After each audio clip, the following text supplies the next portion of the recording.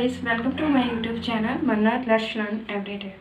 तो जैसा कि हम UP triple S C PET की सिलेबस है जो उसी को हम कवर अप कर रहे हैं। तो ये हमारा टॉपिक कौन सा है, किस सब्जेक्ट से हम ये क्लियर कर रहे हैं, तो इंडियन नेशनल मूवमेंट जो थे हमारे भारतीय स्वतंत्रता आंदोलन के बारे में एक लेक्चर ऑलरेडी प्रोवाइड कर दिया है मैंने।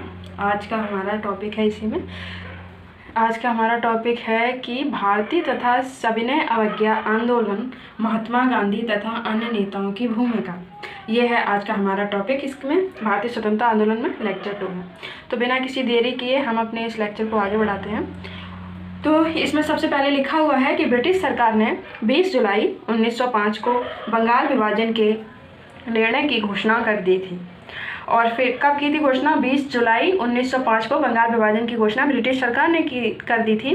फिर क्या हुआ? 16 अक्टूबर 1905 को बंगाल विभाजन प्रभावी हो गया। इस दिन को बंगाल में शोक दिवस के रूप में मनाया गया और रविन्द्रनाथ टैगोर जी के सुझाव पर इसे राखी दिवस के रूप में मनाया गया। बंगाल का विभाजन लॉर्ड कर्जन के काल में 1899 से 1905 इसका जो कार्यकाल रहा था कर्जन का, तो वर्ष 1905 में मनाया गया। बंगाल का विभाजन लॉर्ड कर्जन के काल में हुआ था, ठीक है, 1905 में। तो स्वदेशी आंदोलन के प्रारंभ का तात्कालिक कारण क्या था? बंगाल विभाजन। स्वदेशी माधव समिति की स्थापना किसने की थी? तो स्वदेशी माधव समिति की स्थापना अश्वनी कुमार दत्त ने की। नेक्स्ट इसी में स्वदेशी आंदोलन के दौरान वंदे मातरम जो है हमारा, वो भारतीय राष्ट्रीय आंदोलन का शीर्षक गीत बना। नेक्स्ट इसमें पॉइंट लिखा हुआ है कि ब्रिटिश पत्रकार H.W. नेविंसन, जो ब्रिटिश पत्रकार थे नेविंसन, वह जो हमारा स्वदेशी आंदोलन था उससे जुड़े थे। Indian society of oriental art की स्थापना अविंद्रनाथ टैगोर ने वर्ष 1907 में अपने बड़े भाई गगनेंद्र नाथ के साथ मिलकर की। 1892 ईस्वी में दादा भाई नौरोजी पहले व्यक्ति थे जो उदारवादी दल की ओर से फिन्सबरी से ब्रिटिश संसद के सदस्य चुने गए थे। 1892 ईस्वी में दादा भाई नौरोजी पहले व्यक्ति थे जो एल्फिंस्टन कॉलेज बम्बई में गणित तथा भौतिकी की प्रोफेसर नियुक्त किए गए। रफ्तार गोफ्तर पत्रिका जो गुजराती में थी, 1851 में इसकी शुरुआत भी किसने की थी? दादा भाई नौरोजी ने की थी। वर्ष 1905 में लॉर्ड कर्जन के स्थान पर लॉर्ड मिंटो को भारत का वायसराय नियुक्त किया गया। 1905 के बाद कर्जन की जगह पे लॉर्ड मिंटो को भारत का वायसराय नियुक्त किया गया और लॉर्ड जॉन मार्ले को भारत का सचिव नियुक्त किया गया। भारतीय परिषद अधिनियम 1909 मार्ले मिंटो सुधार का था। जो सबसे बड़ा दोष उसका था सांप्रदायिक प्रतिनिधित्व प्रणाली के तहत मुसलमानों के लिए पृथक निर्वाचन मंडल की व्यवस्था करना था। इसी पे गांधी जी ने कहा था कि मार्ले मिंटो सुधार जो 1909 के इंडियन काउंसिल एक्ट ने हमारा सर्वनाश कर दिया है। ओके, अब इसमें हमारा नेक्स्ट है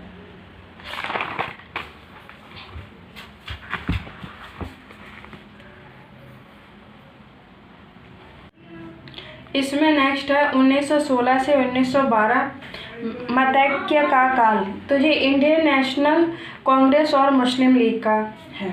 मोहनदास करमचंद गांधी जी के बारे में अब हम कुछ जानते हैं। तो इनके बारे में पूरा डिटेल से जो कुछ भी इन्होंने किया था वो सब कुछ लिखा हुआ है। तो हम यहाँ पे जानते हैं कि महात्मा गांधी जी का जन्म 2 अक्टूबर 1869 को गुजरात के पोरबंदर नामक स्थान पर हुआ था। पोरबंदर नामक स्थान पर हुआ। उनकी प्रारंभिक शिक्षा राजकोट में ही हुई थी। उनका विवाह 13 वर्ष की आयु में कस्तूरबा गांधी जी के साथ हुआ। करमचंद गांधी पोरबंदर, वांकानेर एवं राजकोट राज्यों के दीवान थे। ये गांधी जी के पिता थे। इनका उपनाम क्या था? तो कबा इनका उपनाम था।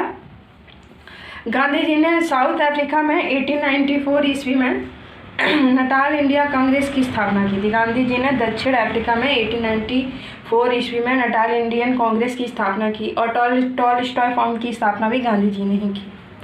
फिनिक्स में 1904 में एक आश्रम स्थापित किया था। फिनिक्स कहाँ पे किया? तो ये साउथ अफ्रीका में जो डरबन है वहीं पे। सत्य और अहिंसा गांधी जी के रामराज के युगल सिद्धांत थे। प्रिंसिपल थे गांधी जी के क्या? सत्य और अहिंसा। गांधी जी ने लुई फिशर से स्वयं कहा था, मैं सच्चा समाजवादी हूँ, मेरे समाजवाद का अर्थ है सर्वोदय। ओके, गांधी जी के समाजवाद में मार्क्सवाद की भी झलक मिलती है। गांधी जी के सत्याग्रह सिद्धांत में सत्याग्रह का उद्देश्य शत्रु को हराना नहीं बल्कि उसका हृदय परिवर्तन करके उसे अपने अनुकूल बनाना है। गांधी जी 24 वर्ष की आयु में एक गुजराती व्यापारी दादा अब्दुल्ला का मुकदमा लड़ने के लिए साउथ अफ्रीका में डरबन में गए थे। 24 वर्ष की एज में महात्मा गांधी ने सर्वप्रथम वर्ष 1901 में आयोजित कांग्रेस के कलकत्ता अधिवेशन में भाग लिया था, प्रथम बार 1901 में। महात्मा गांधी ने 1915 में अहमदाबाद के कोचरब क्षेत्र में सत्याग्रह आश्रम की स्थापना की थी। कहाँ? तो अहमदाबाद के कोचरब क्षेत्र में सत्याग्रह की स्थापना की थी। कब? 1915 में। विदेशी वस्त्रों की बर्बादी ही उनके साथ सर्वोत्तम व्यवहार है, ऐसा किसने कहा था? तो महात्मा गांधी जी ने राष्ट्र के आत्मसम्मान से जोड़ते हुए कहा कि विदेशी वस्त्रों की बर्बादी ही उनके साथ सर्वोत्तम व्यवहार है। धर्मनिरपेक्ष लेखकों में गांधीवादी विचारधारा को थोरो, रस्किन और टॉलस्टॉय ने सबसे अधिक प्रभावित किया। गांधी जी ने थोरो से सविनय अवज्ञा और करबंदी की प्रेरणा ली थी। क्वेश्चन आएगा कि गांधी जी ने सविनय अवज्ञा और करबंदी की प्रेरणा कहाँ से ली? तो वो थोरो से ली थी। गांधी जी ने जात विहीन अछूतों की दशा में सुधार के लिए बहुत कठिन परिश्रम किया, कठिन संघर्ष किया था उन्होंने। इसी में है हमारा कि गांधी जी कहते थे, हरिजन सेवा मेरा जीवन श्वास है, इसीलिए इसके बिना मैं एक क्षण भी जिंदा नहीं रह सकता। वर्ष 1917 और 1918 के आरंभ में गांधी ने 3 संघर्षों चंपारण आंदोलन जो कि बिहार में हुआ था, अहमदाबाद और खेड़ा दोनों गुजरात में हुए थे, उनमें हिस्सा लिया था। चंपारण और खेड़ा आंदोलन किसानों का आंदोलन था जो गुजरात में हुआ था। चंपारण और खेड़ा आंदोलन ये कहाँ मतलब गुजरात में हुआ था और ये किससे रिलेटेड था? तो ये किसानों का आंदोलन था, जबकि अहमदाबाद का आंदोलन औद्योगिक मजदूरों का आंदोलन था। एन.जी. रंगा ने महात्मा गांधी के चंपारण सत्याग्रह का विरोध किया था। तो चंपारण सत्याग्रह का विरोध किया था एन.जी. रंगा ने। रविन्द्रनाथ टैगोर ने चंपारण सत्याग्रह के दौरान ही इन्हें महात्मा की उपाधि दी थी। महात्मा गांधी को सर्वप्रथम राष्ट्रपिता सुभाष चंद्र बोस जी ने कहा था। नोआखली काल में प्यारेलाल महात्मा गांधी के सचिव थे। तो प्यारेलाल महात्मा गांधी के सचिव कब थे? नोआखली काल में थे। चार्ल्स एंड्रूज, दीनबंधु एंड्रूज, क्या था इसे? सेंट स्टीफन कॉलेज दिल्ली में प्रधानाध्यापक थे। ऑल इंडिया ट्रेड यूनियन के अध्यक्ष भी रहे थे Charles Andrews. All India trade union के अध्यक्ष कौन रहे थे? Charles Andrews. गांधी जी ने वर्ष 1903 में जोहान्सबर्ग में अपनी लॉ फर्म स्थापित की थी, जहां पे वे वर्ष 1910 तक रहे थे। बिहार में हुआ चंपारण सत्याग्रह भारत में गांधी जी का प्रथम सत्याग्रह था। तो गांधी जी का प्रथम सत्याग्रह भारत में कौन सा था? बिहार का चंपारण सत्याग्रह प्रथम आंदोलन था गांधी जी द्वारा। यूपी किसान सभा की स्थापना फरवरी 1918 में इंद्र नारायण द्विवेदी, गौरी शंकर मिश्र और मदन मोहन मालवीय के प्रयासों से हुई। अवध किसान सभा का गठन 1920 में बाबा रामचंद्र के द्वारा हुआ था। अवध किसान सभा बाबा रामचंद्र 1920। सहजानंद सरस्वती बिहार प्रांतीय किसान सभा के संस्थापक थे। वर्ष 1936 में लखनऊ में अखिल भारतीय किसान कांग्रेस की स्थापना हुई, जिसका नाम बाद में बदलकर अखिल भारतीय किसान सभा कर दिया गया।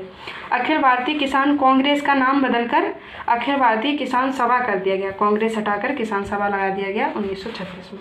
और इसके अध्यक्ष कौन थे? स्वामी सहजानंद इसके अध्यक्ष थे। किसान सभा तो महासचिव इसके थे एन.जी. रंगा, जिन्होंने गांधी जी के कौन से आंदोलन का विरोध किया था? चंपारण सत्याग्रह का विरोध किया था एन.जी. रंगा ने। वो अखिल भारतीय किसान सभा के क्या थे? महासचिव बनाया गया था इनको। सितंबर 1946 में बंगाल की प्रांतीय किसान सभा द्वारा विभागा आंदोलन प्रारंभ किया गया।